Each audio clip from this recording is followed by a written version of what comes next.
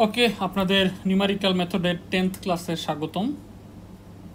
আজকে আমরা Newton Raphson মেথডের কিছু লিমিটেশনস দেখব এবং দেন নিউটন র্যাপসন মেথডের অঙ্ক করব।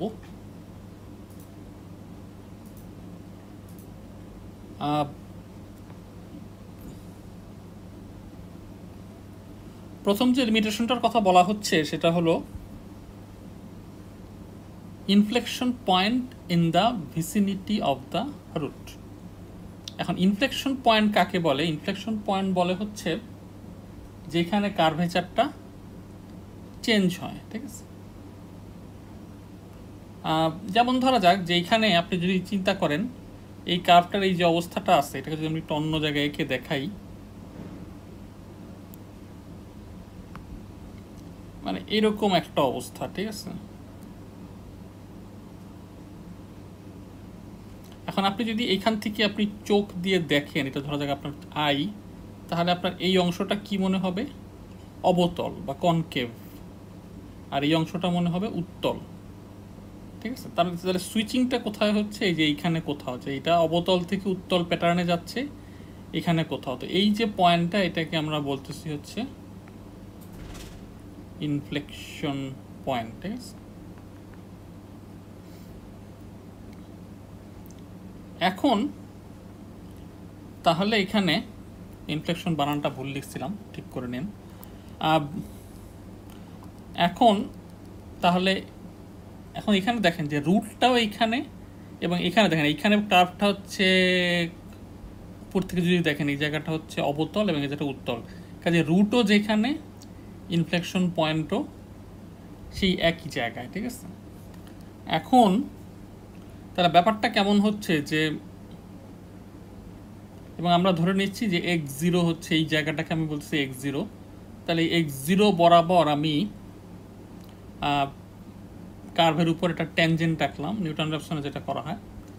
মানে এখানে আসলে যেটা হচ্ছে যে বলতেছে যদি রুটের আশেপাশে ইনফ্লেকশন পয়েন্ট থাকে তাহলে নিউটন র্যাপসন মেথড কাজ করে না। তো আমি সেটাই দেখানোর চেষ্টা করতেছি যে এখানে রুটটা এখানে আছে এবং ইনফ্লেকশন পয়েন্টটা এটার আশেপাশেই আছে।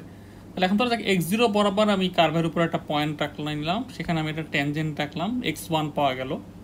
এবার x1 বরাবর আমি কার্ভের উপর একটা ট্যানজেন্ট রাখলাম, x2 পাওয়া গেল।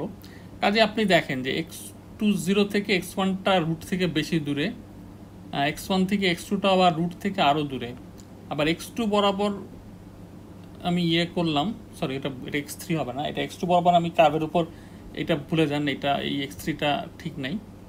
x2 বরাবর কার্ভের উপর আমি ট্যানজেন্ট রাখলাম এবং তখন দেখা যাচ্ছে কি সেটা রুট থেকে অনেক দূরে চলে যাচ্ছে। x2 থেকে এটা কিন্তু x3 হবে না, এটা আমি ভুল করছি, ঠিক আছে? x2 থেকে x2 বরাবর কার্ভের উপর থেকে আমি ট্যানজেন্ট, অর্থাৎ প্রথমে x0 ছিল, x0 বরাবর কার্ভের উপর ট্যানজেন্ট রাখলাম, যেখানে ছেদ করলো এটা x1, x1 বরাবর কার্ভের উপর পয়েন্ট থেকে ট্যানজেন্ট রাখলাম, যেখানে ছেদ করলো এটা x2, x2 বরাবর কার্ভের উপর একটা ট্যানজেন্ট রাখলাম, এইটা যেখানে ছেদ করতো ওইটা হয়তো হলো x3। তো তাহলে x3টা আমরা আসলে এখন স্ক্রিনের মধ্যে যেহেতু আটতেছে না, কাজে ওইটার দেখা আমরা আর পাবো না। কাজে এটা হচ্ছে যে রুটের আশেপাশে ইনফ্লেকশন পয়েন্ট থাকলে কি সমস্যা হয়, ঠিক আছে? তো পরীক্ষায় যদি এরকম লিমিটেশন বা প্রবলেম নিউটন র্যাপসন মেথডে জানতে চাওয়া হয়, তাহলে এরকম একটা চিত্র আঁকতে হবে এবং লিখতে হবে যে inflection point in the vicinity of the root. এরপর আরেকটা যেটা আছে যে লোকাল মিনিমা অর ম্যাক্সিমা, ঠিক আছে? এখন লোকাল মিনিমা কাকে বলে? যে এইখানে দেখেন, এইখানে এই এরিয়াতে এইটাই সবচেয়ে মিনিমাম, কিন্তু এটা হচ্ছে লোকাল মিনিমাম, কারণ ওই কার্ভের অন্য এক জায়গায় আছে যেখানে হচ্ছে মিনিমাম আরও ছোট, কিন্তু এই এরিয়াটাতে এটাই হচ্ছে লোকাল মিনিমাম, ঠিক আছে? তো এখন এখানে যে লোকাল মিনিমামতে কী হয়, এখানে দেখেন এখানে কিন্তু আসলে কোনো রুট নাই, এখানে একটা মিনিমাম ভ্যালু আছে, কিন্তু এখানে যেহেতু ফাংশনটার ভ্যালু কখনো 0 হয় নাই, কাজেই এইটার এখানে কিন্তু কোনো রুটের দেখা পাবেন না। এখন কি বলতেছে যে নিউটন র্যাপসন মেথডের আরেকটা প্রবলেম হলো যে নিউটন র্যাপসনে আমরা যেহেতু সাইন চেঞ্জ হচ্ছে এটা ডিটেক্ট করি না, কাজে আপনি যেখান থেকে রুট খোঁজা শুরু করলেন সেখানে রুট নাও থাকতে পারে। বাইসেকশন বা ফার্স্ট পজিশনে যেরকম আমরা এনশিওর করি যে fxl into fx2 is less than 0, কিন্তু এখানে কিন্তু আমরা সেটা করতে পারতেছি না। সেই কারণে কি হচ্ছে, আপনি দেখেন যে কি হয়, x0 বরাবর কার্ভের উপর পয়েন্ট থেকে ট্যানজেন্ট রাখলাম, যেখানে ছেদ করলো এটা x1, এবার x1 বরাবর কার্ভের উপর পয়েন্ট থেকে ট্যানজেন্ট রাখলাম, যেখানে ছেদ করলো এটা x2 বরাবর কার্ভের উপর কার্ভের উপরে যে পয়েন্ট আছে সেখান থেকে ট্যানজেন্ট রাখলাম বা স্পর্শক রাখলাম, x3 পাওয়া গেল। এখন দেখেন কাজে কি হচ্ছে, x2 হচ্ছে রুটে মানে লোকাল মিনিমার বামে, x1 ডানে, x2 আবার বামে, x3 আবার ডানে, ঠিক আছে। এবার x3 বরাবর আবার ট্যানজেন্ট রাখলাম, ঠিক আছে। কাজে দেখা যাচ্ছে কি যে আপনি ডানে যাচ্ছেন বামে যাচ্ছেন, ডানে যাচ্ছেন বামে যাচ্ছেন, ডানে যাচ্ছেন বামে যাচ্ছেন, এরকম যে ডানে যাচ্ছেন বামে যাচ্ছেন, ডানে যাচ্ছেন বামে যাচ্ছেন, এই যে একটা ডান বাম করতেছে, এটাকে আমরা বলতেছি কি অসিলেট। কাজে নিউটন র্যাপসন মেথডে কি হয় যে লোকাল মিনিমার আশেপাশে বা ম্যাক্সিমার আশেপাশে অসিলেট করে, ঠিক আছে।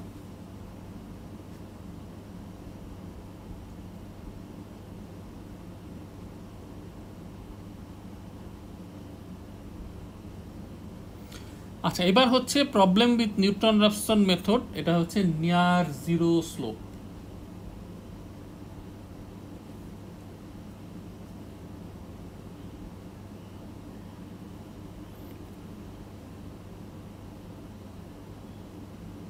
এটা কিরকম, এটা হচ্ছে যে ট্যানজেন্টটা যদি একদম মানে এক্স অ্যাক্সিসের প্যারালাল হয়ে যায় তাহলে যে সমস্যাটা হবে, এখানে দেখেন যে আমরা একটা কার্ভ ড্র করছি, তারপরে এখানে x2 বরাবর আমি x0 বরাবর, x0 সেইটা এই বরাবর আমি ট্যানজেন্ট রাখলাম, x1 গিয়ে ছেদ করলো।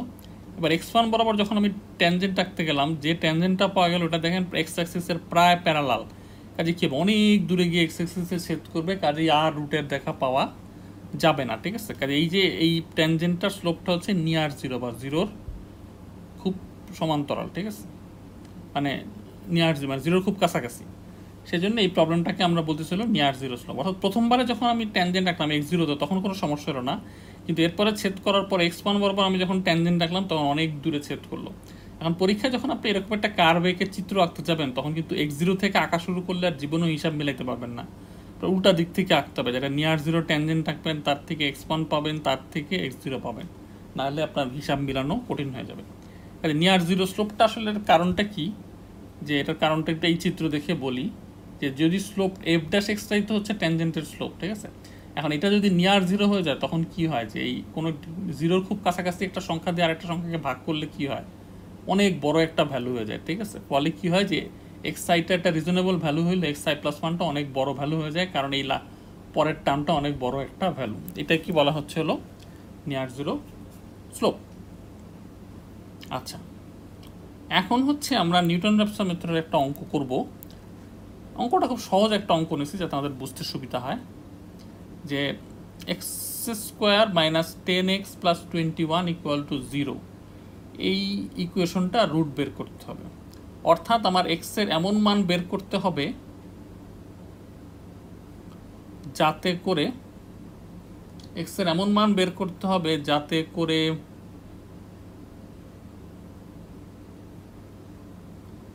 লেফট হ্যান্ড সাইডের মানটা 0 হয়, ঠিক আছে। এখন এটা অবশ্যই আমরা যে কোয়াড্রেটিক ইকুয়েশনের রুটের যে সূত্র আছে ওইটা দিয়ে করতে পারতাম, কিন্তু এখন আমরা এখানে নিউটন র্যাপসন ব্যবহার করব।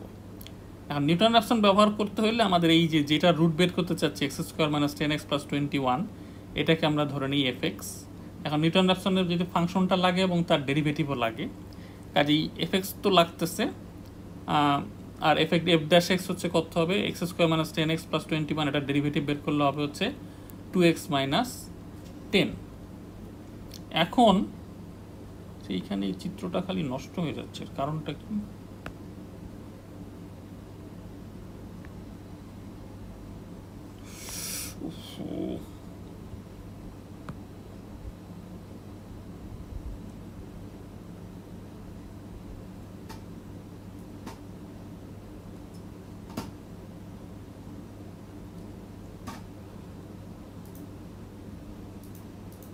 আর পিসিতে তো ঠিক মতোই দেখাচ্ছে,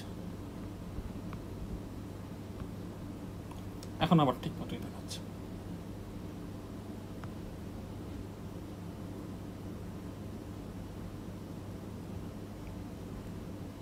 আচ্ছা, ফুল স্ক্রিনে গেলে সমস্যা হচ্ছে, তাহলে আমরা ফুল স্ক্রিন থেকে বের হয়ে আসি।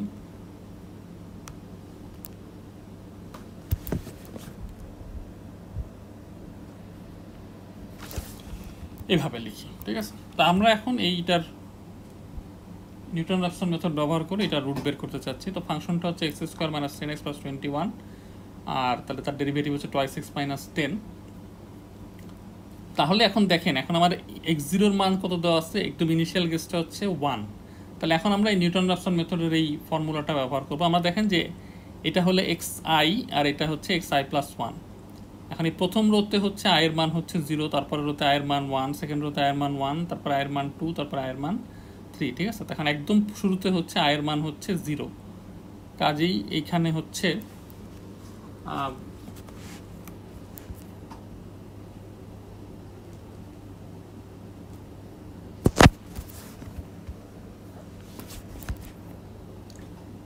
যেটা আমি এখানে একটু লিখেই দিই,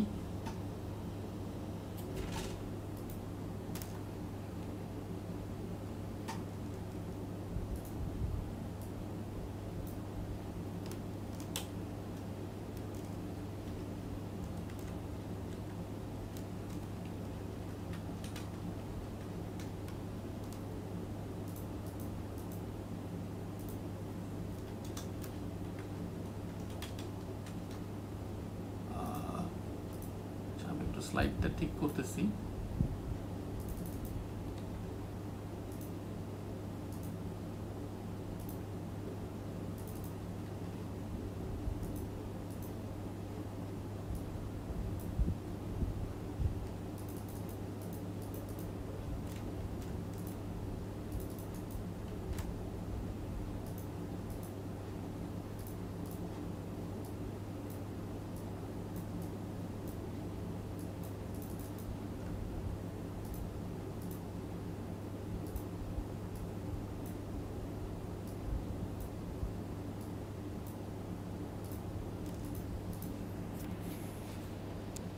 স্লাইডটা আমরা আবার রিলোড করি, দেখেন চলে আসছে। আর এখানে দেখেন একদম প্রথম রো এর জন্য i এর মান হচ্ছে 0, কাজে এই কলামে আছে হচ্ছে x0, কাজে x0টা আমাদের শুরুতে দেওয়া আছে, x0 এর মান হচ্ছে কত 1, ঠিক আছে। তাহলে এখানে এই 1টা আমরা বসাইলাম, তারপরে এখানে এই কলামে আসবে হচ্ছে x1। এখন x1 এর মান বের করতে হলে এই ফর্মুলাটা ব্যবহার করতে হবে, এটা আমরা ব্যবহার করি, ঠিক আছে। অর্থাৎ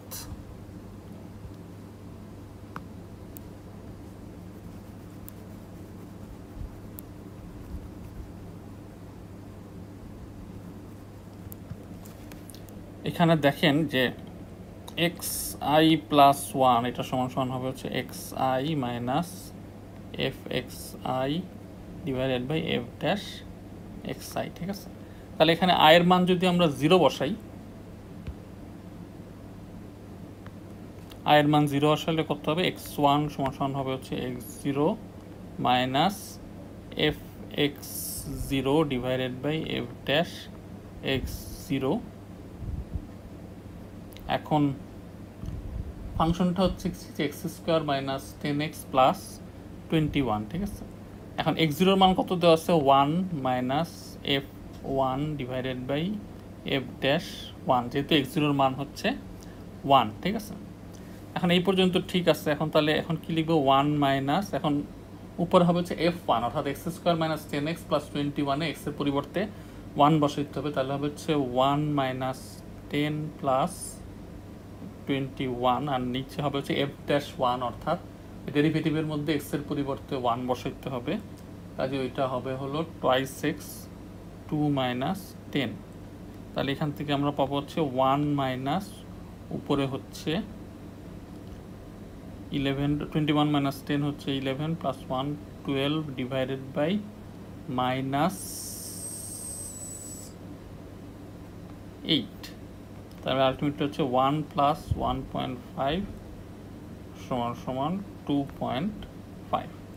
তাহলে আমরা দেখেন x0 থেকে আমরা x1 এর মান পেয়ে গেলাম। কাজে এখন আমরা আবার ওই টেবিলটায় ফেরত যাই, x0 থেকে আমরা x1 এর মান পেলাম হচ্ছে 2.5। এখন এখানে প্রত্যেক স্টেপে আমরা অ্যাপ্রক্সিমেট বের করতেছি, কাজে একদম প্রথম স্টেপে অ্যাপ্রক্সিমেট করতে হবে। এখানে i এর মান যেহেতু 0, কাজে এটা হবে x1 minus x0 divided by x1 into 100 দিতে হবে, 100টা দিতে ভুলে গেছি, ইন্টু একটা 100 দিতে হবে এখানে, যেহেতু পার্সেন্টেজ বের করছে কাজে এখানে একটা ইন্টু 100 দিতে হবে। তাহলে আমরা একটু একটা ক্যালকুলেশন করে দেখি।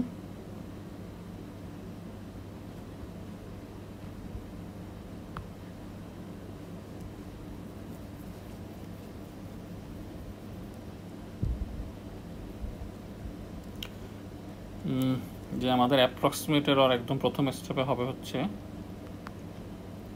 x1 minus x0 divided by x1 into 100, একটা পরম মান দিতে পারেন। x1 এর মান হচ্ছে কত, 2.5 minus 1 x0 divided by 2.5 into 100, তার মানে হচ্ছে 1.5 বাই 2.5 ইন্টু 100। তো লেখাগুলো বেশি ভালো হচ্ছে না, আমি যেহেতু আঙ্গুল দিয়ে লিখতেছি।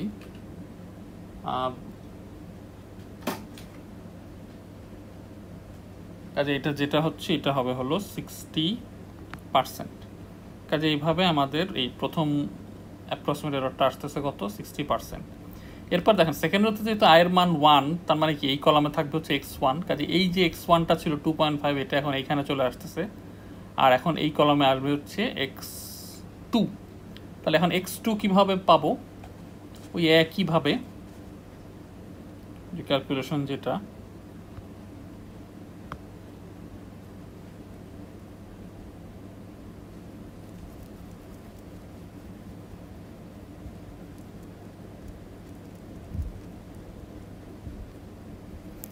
যদি আবার এই নিউটন রফসনের ফর্মুলাটা লিখি, xi প্লাস 1 সমান সমান xi মাইনাস a।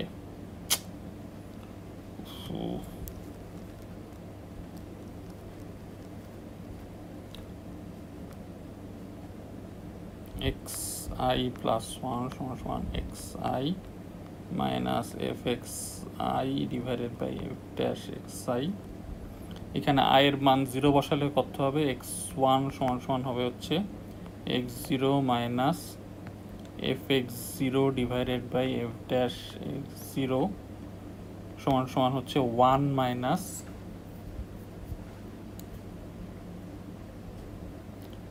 এখন হলো fx0, আচ্ছা সরি আবার ভুল করছি, এখন তো আয়ের মান বসাইতে হবে হচ্ছে 1, তাহলে 1 বসাইলে তখন আমার হবে হচ্ছে x2 সমান সমান x1 minus fx1 divided by f dash x1। তাহলে এখানে এখন x2 এর মান তো আমরা জানি না, x1 এর মান জানি, x1 এর মান হচ্ছে কত 2.5 মাইনাস এখানে হবে হচ্ছে f 2.5, নিচে হচ্ছে f ড্যাশ 2.5। তো আমরা আর অত ক্যালকুলেশনের ঝামেলায় গেলাম না, অর্থাৎ ফাংশনটাতে x এর মান 2.5 বসাইতে হবে, আর নিচে ফাংশনের ডেরিভেটিভে x এর মান 2.5 বসাইতে হবে। তাতে করে আমার এখানে নতুন করে x2 এর মান আসবে হচ্ছে কত 2.95। ঠিক আছে, এখন আমরা আবার স্লাইডে ফেরত আসলাম। কাজে 2.5 থেকে এখন x2 এর মান পাওয়া গেল 2.95, এবং এখানে একই নিয়মে x2 minus x1 divided by x2 into 100 করে আপনি 15.25% পেয়ে যাবেন। এরপর আয়ের মান 2 হলে এই 2.95টা এখানে চলে আসবে, তারপর x এর মান 2 বসে আপনি x3 এর মান পেয়ে যাবেন, এরপর x4 এর মান পেয়ে যাবেন। এখন দেখেন অঙ্কটা কি বলছে, যে যতক্ষণ অ্যাপ্রক্সিমেট এররের মান 1%-এর নিচে না নামে, কাজে আমরা কিন্তু ক্যালকুলেট করতেছি ওই কারণে 60%, 15%, 1.64%, তারপরে 0.02%। চতুর্থ স্টেপে এসে এটা 1%-এর নিচে নামলো, কাজে এখানে গিয়ে আমরা থেমে গেলাম। ঠিক আছে, আচ্ছা এখন এটা তাহলে অঙ্কটা শেষ।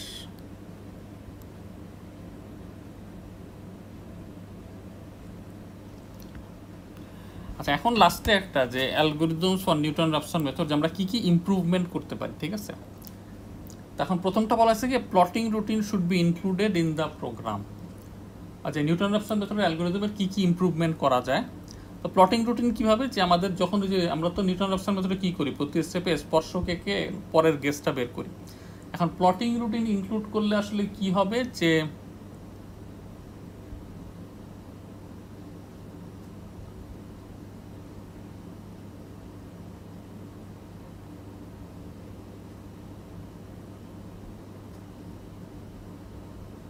প্লটিং রুটিন ইনক্লুড করলে আসলে যেটা হবে, যে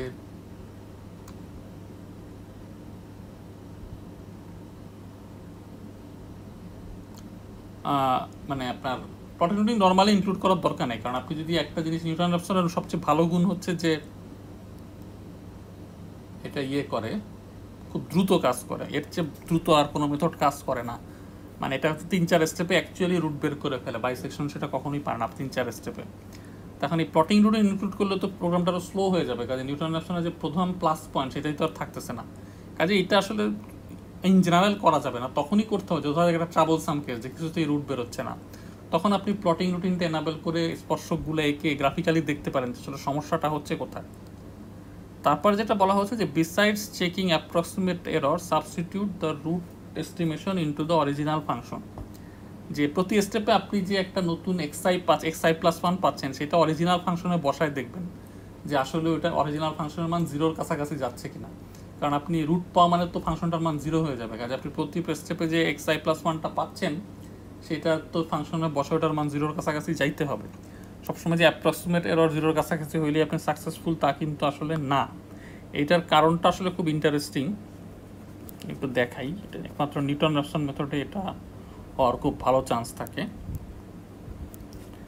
যে এইরকম ধরা যাক যে একটা ফাংশন আছে এইরকম, যে এর একটা অংশ একদম খুবই লম্ব, ফলে কী হবে আপনি যদি সাপোজ এই পয়েন্টটাতে একটা ট্যানজেন্ট আঁকেন, সেই ট্যানজেন্টটা কী হবে যে প্রায় লম্বই হবে, কাজে এক্সআইও যেরকম হবে আর এটা হচ্ছে কি হবে xi+1। যেহেতু যেই পয়েন্ট থেকে আপনি ট্যানজেন্টটা আঁকতেছেন সেটা খুবই 90 ডিগ্রির কাছাকাছি, কাজে এখানে xi আর xi+1 এর মানটা খুব কাছাকাছি হয়ে যাবে, ফলে অ্যাপ্রক্সিমেট এররের মানটা 0-র কাছাকাছি হয়ে যাবে, কিন্তু অ্যাকচুয়ালি তো আপনি রুটের ধারে কাছেও নাই, ঠিক আছে। কাজে এরকম সিচুয়েশনে আসলে আপনার সমস্যা হতে পারে যে আসলে অ্যাপ্রক্সিমেট এরর 0 হইলেই বা 0-র কাছাকাছি চলে গেলেই যে আপনি সবসময় রুট পেয়ে গেছেন, এটা নিউটন র্যাপসন মেথডে নাও হইতে পারে আর কি। এজন্য বলা হচ্ছে কি যে শুধু অ্যাপ্রক্সিমেট এররের উপর ডিপেন্ড না করে অরিজিনাল ফাংশনের রুট এস্টিমেশনটা বসাইতে হবে। এরপরে যেটা বলা হচ্ছে set upper limit on the number of iteration. যে নিউটন র্যাপসন মেথড কী করে, আপনি একটা x0 দিয়ে দেন, তারপরে সে খুব দ্রুত রুটটা পেয়ে যায়। কিন্তু এটা আবার ব্যাপার আছে, সে যদি 3-4 স্টেপের মধ্যে 4-5 স্টেপের মধ্যে রুট বের করতে না পারে তাহলে সে কিন্তু আবার বেতাল হয়ে যায় আর কি, মানে আর রুট পায় না।